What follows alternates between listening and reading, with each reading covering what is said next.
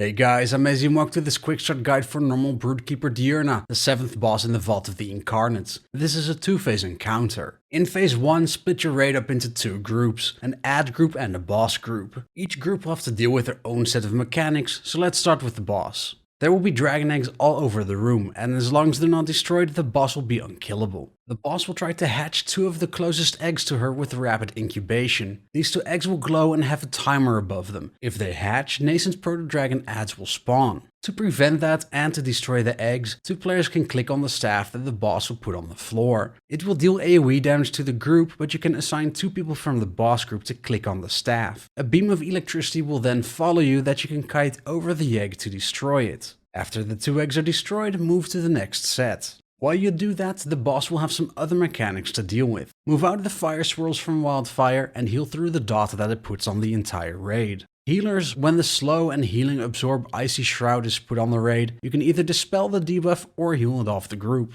Meanwhile, tanks will have to deal with Mortal Stoneclaws, putting both a dot and a Mortal Wounds debuff on the tank. Tanks, it will reduce your healing received by 65%, but as you're split up, you'll have to deal with it without tank swapping. So whenever you have the debuff, use abilities such as shields and damage reductions to stay alive. Lastly, anyone within 50 yards of the boss will take 10% more damage. While that's going on, let's cover the ad group. A total of 10 waves of ads will spawn in predetermined locations. The boss group must not be in those areas when the ads spawn. 2 waves will spawn on one side of the room, then 2 on the other side of the room, etc, etc. Before ads spawn, there will be orbs glowing to highlight where they will be spawning, so you'll be warned in advance. If the ads get within 50 yards of the boss, they will get a stacking buff giving them multiple bonuses, but the most important one is that they will keep healing. So once again, keep the boss away. Now onto the ads themselves. There's a variety of ads that will deal damage to just the tank or deal AoE damage, but there's also 4 mechanics for you to do something about.